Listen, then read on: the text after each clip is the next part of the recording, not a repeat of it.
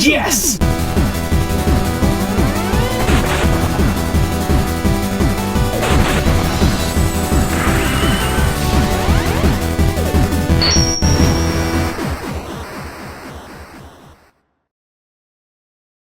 Hey everyone, and welcome back to another brand new episode of The Completionist. Now, before we start today's episode, normally I'd go on about what game we're playing, but today, first, we're gonna...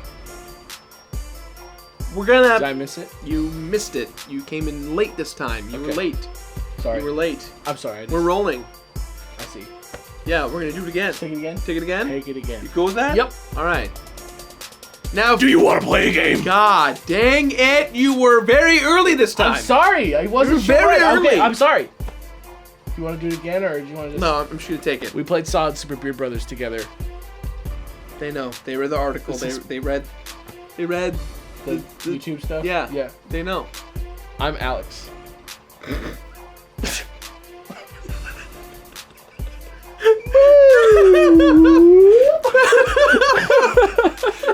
You're so... The Saw franchise began with a decent little flick starring Cary Elwes, but eventually evolved into the blockbuster horror version of a terrible car accident on the freeway. It's gory and awful and totally taints the last ounces of good remaining in your soul, and yet, you just can't look away. But before the Saw movie franchise was even concluded, the studio behind the movies, Twisted Pictures, had already taken the worst steps possible in developing a video game tie-in for their series. First stop was a multi-game deal with Brash Entertainment, who made their name with winners like Jumper and Space Chimps for the PlayStation 2. But then, surprise, surprise, they ran out of money and they closed down. Enter Zombie Studios, a team primarily known for making mediocre military shooters who swooped in to take over development. Brash was still going to publish what was already shaping up to be a hot mess, but when they closed down, thank God Konami, the best and my personal favorite game company, stepped in to save the day. So, you know, this game ain't gonna be so good. Zombie Studios closed in January of last year too, by the way, and I don't even want to talk about Konami. Neither does Konami. Well, yeah, then the Saw game came out, and 6 years later, after Alex and I made a few silly Jigsaw jokes in our playthrough of Super Meat Boy on Super Beard Bros, we played the beginning of the game as a joke at the end of the series. But for some reason, everyone loved it, and we continued playing it for 27 more episodes. And then Gerard finally went back and completed it. Yeah, thanks, Internet. Thanks, Internet. Thank you, Internet. Thanks, Internet. Internet, I'm gonna give you a letter that says thank you on it. You know what? I just wanted you guys to know, the Internet, that I'm very thankful for all you've done. I'm thankful for Thanksgiving and for the Internet on Thanksgiving. Thanksgiving's a wonderful holiday. So do you remember David Tapp, Danny Glover's character from the first movie, who goes so crazy when his partner is killed by one of Jigsaw's traps that he gets discharged from the police force? Remember when that guy who played Ben in Lost shot him in the f***ing heart at the end of the movie and he died? I guess what this game supposes is that he didn't die? Does this make sense? Not really, but hell with it, dude. Konami actually touted this game as the spiritual successor to Silent Hill. Get the f*** out! For real. Also, apparently Jigsaw's a goddamn heart surgeon because he somehow was able to keep Tap alive and also hides a key in his chest. I don't know about that. A little while later, Tap wakes up in an insane asylum and then, you know, I'm not exactly sure. Yeah, I get that there's a bunch of people in the asylum who want to kill Tap for the key in his chest, but other than that, Jigsaw just kind of shows you people he's going to kill that you have to save, kind of under the pretense that he's testing you in some way. But his logic doesn't really make sense, making you save people to show you how trying to catch Jigsaw messed up your life and the lives of others? I'm not sure I follow you here, dude, but I can get out of this asylum and hunt you down, I guess. I guess that's kind of like a story, maybe? Bringing a dead character back to life and introducing him to a string of minor characters from the first few movies? Does anyone remember the hotshot reporter and possible Popeye villain Oswald McGillicuddy? No? Me neither. Yeah, you know, it's like every time Konami tries to make a spiritual successor to Silent Hill, something crazy happens. Oh, maybe it's actually us that's the spiritual successor to Silent Hill. Maybe I'm the reason PT was canceled. Maybe Guillermo del Toro... And anyway, that's why Konami's my company to watch for 2016. The thing to take away from the plot of Saw the game is, the movies were f***ing way better. Way better. And that's saying a lot considering the only good ones were the first three. Billy the Puppet, Tobin Bell, and the good gore that comes out of the Saw franchise may be the only redeeming factor in this game, and even at that, the gore is very hit and miss. Oh, he's dead. Oh, gross. Oh, no. Alright, so the graphics are kind of whatever. They look okay because they're in the Unreal 3 engine, but the game was also remarkably dark a lot of the time, like almost zero visibility at points, which by the end kind of made me feel like maybe they were trying to sort of hide that the models and textures were really simplistic and unfinished looking. I begged Alex to let me bump up the contrast just to make the video gameplay visible, and well, that didn't really do that much. Not to mention that there can't be more than like 5 or 6 distinctly different rooms in the game, which a lot of the time made getting around kind of dumb. How can I find my way through the twisting halls of an abandoned asylum when literally everywhere I go in each area looks exactly the same? Yeah, and what about the stuff from the actual movie? I mean, yeah, they got Tobin Bell to actually play Jigsaw, but what the hell else is he even doing? Oh, Boogeyman 2 and Buried Alive. All right, cool. All right. Things to be feared in the desert at night. But then where's the Saw theme? Other than Billy the Puppet, it's like the most iconic part of the series. And what happened to Danny Glover? And why did they replace him with like a younger generic CGI black guy? Coming soon to TGIF, it's generic CGI black guy, the series. Look at all that juice. Looking at what this game is objectively, and I mean objectively, it's a mess. Yet for some dumb reason, Alex and I were having a really fun, dumb time. Unlike Until Dawn, where the experience is painted from start to finish in a fun, gameplay-centric experience that embraces its visuals and understands its limitations, Saw tries just to do whatever the hell it wants.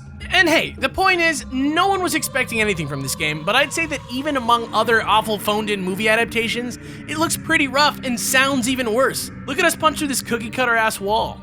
Uppercut the wall. Oh my...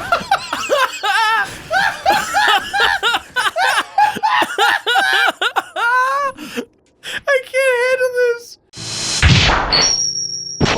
Hate to say it, but the gameplay fares no better than the presentation in Saw, the video game. What we're dealing with here is a glitchy, clunky, third-person survival horror game that breaks up the aimless wandering and broken combat mechanics with extremely tedious, randomly difficult, and completely repetitive minigames. Pepper in with a little bit of story that doesn't even try to bridge the gaps between the movies in a good way. Each chapter, if you want to call them that, is split into the name of the current victim, and your goal is to try and set them free while flying through deeper and deeper into the old asylum. You attempt to fight enemies, you try to avoid what I think are traps, but I still haven't quite figured that out yet, and you've got a lot of minigames. A lot of minigames. And dude, these minigames were crazy. Most of them, like about 40% of the doors you walk through in the game, are just a simple mechanic that's easy to figure out but wastes your time. The rest are either big arrays of visually confusing components that are randomized each time and only ever made difficult by adding a timer, literally just where you sit and press A. None of these puzzles are difficult. You can't tell, but I'm saying puzzles in air quotes because they are not puzzles. You ever play one of those pipe games when you were a kid where you have to line up the pipes to get the ooze from one side to the other? Remember how fun that was? Yeah, it was great for maybe 5 minutes. Take that and make it happen over and over and over again. That's Saw. It's also BioShock. It's also BioShock, but more importantly, Saw. Saw, it's the main one. Yes. Another daunting puzzle that exists is turning back on the circuit breaker in other rooms. These circuit breakers are little knobs that you need to connect together. The green power bricks connect the other pieces together, and you need to make all the red pieces light up green with power. This is not a bad mechanic, but you know what is? Playing the same game over and over again. There's a boss fight that's this 3 times in a row. That is some bullshit. How about this minigame, where you press a button whenever you see a key in the toilet? Look how quickly he grabs the key out of this supposedly dangerous toilet.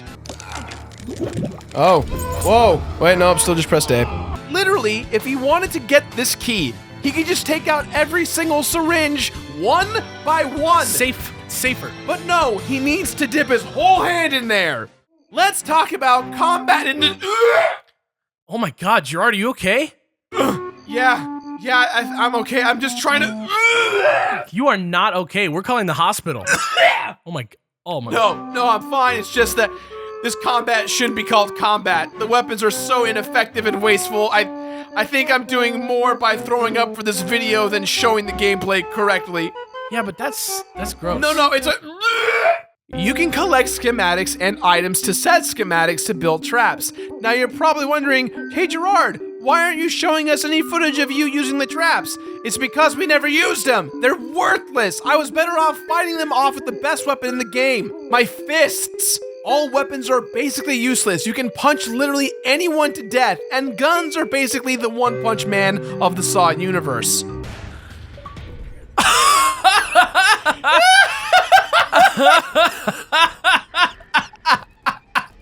Here's a big spoiler coming early for you, but you've been warned. Check out how we literally beat the last boss of the game so quickly that the game glitched out.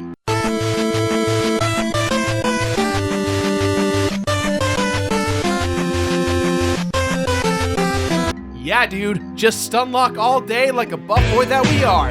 We discovered that every difficult enemy out there can be defeated with just straight up punching, and it's more effective than all of the weapons in the game. Each weapon has an insanely stupid charge of time to swing, so it was better to just punch, and punch your way to victory. Look, quite frankly, this game is not really fun to play, but somehow it's also the only video game that I've ever seen that actually legitimately crosses the line into so bad it's good territory. Yes, it looks bad. Yes, the combat is broken. Yes, the puzzles are trash, especially the lights in the boss fights. But in the end, we legit had a great time because it was so hilarious. So thank you, Saw the video game, and most of all, thank you to Konami. ありがとうございます。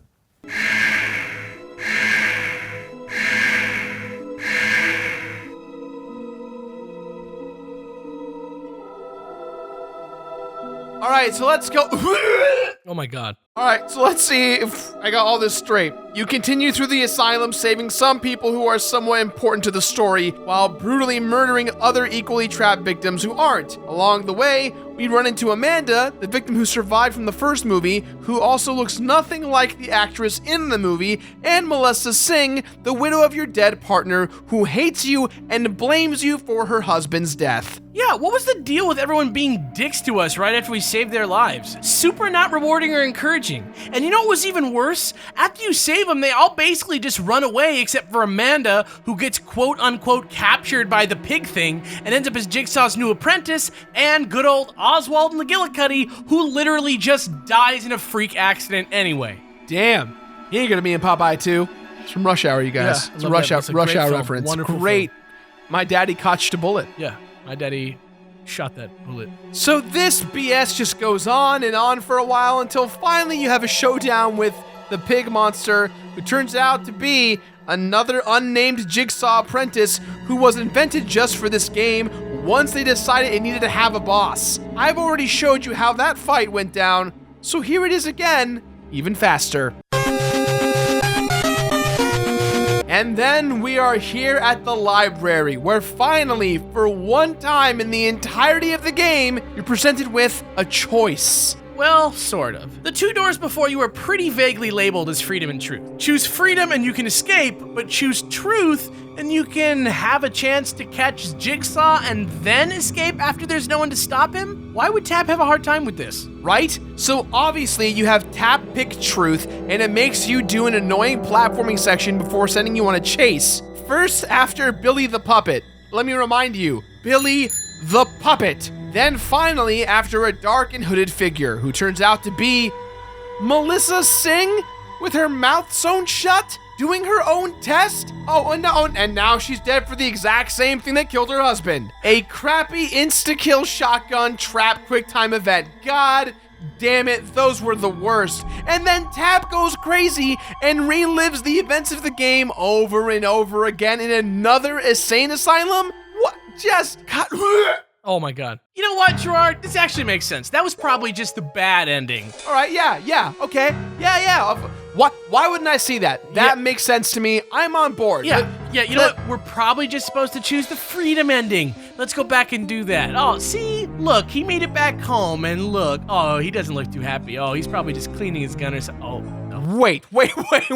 So you play through this whole crappy game, solving all the puzzles and saving all the people just like you were supposed to do, and in the end, rather than being able to overcome your demons or get any sort of emotional closure for your character, you can either just go crazy or kill yourself. What is even the point of this goddamn game? Thank you, Internet. Thank you, Internet. Thank you, Internet. Thank you, Internet. Internet, I'm very thankful for you.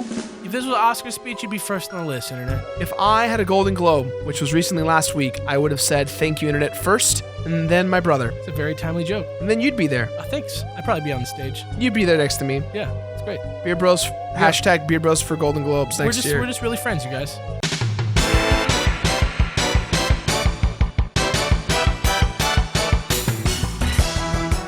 I'm not really seeing any completion bonus here, so let's get right to it. What was it to actually play through Saw the movie, the game? Alex and I kind of already touched on the fact that this game is pretty hilarious in spite of its flaws. But is that enough motivation to complete the entire game? Honestly, maybe? If you want to buff your achievement scores easily, then this game is for you. Playing through the game once is pretty easy, if a bit time-consuming, and it's not unlikely that you get every last achievement in that one playthrough without even really trying. Really, the only thing that might give you a little bit of trouble is getting kills with every weapon, and even at that, it's actually pretty hilarious. Thanks to how mind-numbingly long it takes for Tap to swing all of them, and how dumb it feels to try over and over again. There's also an insane difficulty playthrough you can do, but fair warning, it does absolutely nothing for you, not even earning you an achievement. And honestly, besides maybe giving the enemies a little more health, I could barely tell the difference between the two game modes at all. Didn't really feel harder, and by the time we got there weren't any more achievements to grab anyway.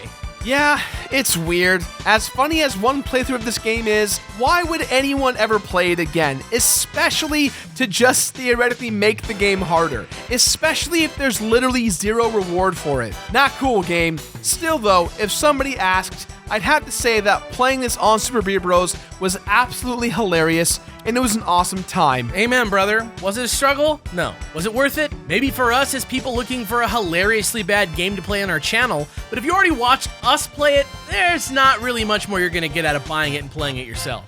Sorry, Konami. Not everything you do can be a resounding success. Not everything. Our playthrough of Saw, the movie, the video game, started out as a joke, but eventually became sort of a hilarious burden. We had some laughs, and the game was awful, and the Let's Play was a success for the most part. This is a game review show, and the second we start praising bad games for being bad, we've already lost. You wanna know why we haven't started to play through Saw 2 Flesh and Blood yet, even though I'm sure it'd be pretty funny and we'd almost certainly get the views? Because at its core, this series is really dang bad, and it's pretty demoralizing knowing you have 10 more hours of it looming in your future. Simple as that, dudes. I also want to point out, too, that Saw 1 came out way long ago before the game did. Right. So, why release a game about the movie that came out years ago? Weird old tie-in. I don't know. It's weird. With that in mind, guys, we give this game our completionist rating of Lonated. Hey guys, thanks for watching today's episode of The Completionist. Be sure to hit that blue subscribe button right there on screen, and while you're at it, check out some of our other shows. If you missed last week's episode on The Completionist, give it a click right here. Or check out our brand new channel, Super Couch Fighters. We have a brand new show called The Dojo, in which I myself, the completionist Gerard, am training for EVO this year. Street Fighter V, Smash, Tekken, all that fun stuff, mostly just Street Fighter V. So, check out the show right here. That's all the time we've got for today, guys, so please, as always, let us know what you thought about today's episode somewhere on the internet. And Jigsaw, if you're watching, buddy, thanks for all your support. You creepy doll, you. You're a weird old man. No one knows what you are. You're a weird, good friend. What? You're good. A weird, good friend? Friend of the show. Do you have a weird, good friend? Question of the day. He's a good, weird friend of the show. I don't know him personally. I mean, do you know Tobin Bell? I would like to. You'd like to have a personal relationship with Jigsaw. Tobin Bell Sorry. in the character of Jigsaw. Like, if Hold on. I want Jigsaw. Let's clarify. Tobin Bell as the character of Jigsaw, or Tobin Bell as the character of Jigsaw playing the role of Billy the Puppet? Yeah, the puppet. The puppet. I want to The be puppet's friends with gross I want and to be scary. friends with the puppet. The puppet's I want to be terrifying. friends with the puppet. Now, if you excuse us, guys, let's take a little sneak peek at Saw 2. Flesh and Blood. Bloodborne. That's not the game we're talking about. How come his hat's a cage? Oh, collectible, get out of town. Whoa. What? What? Oh, you're supposed to. I am the nail. I am the nail.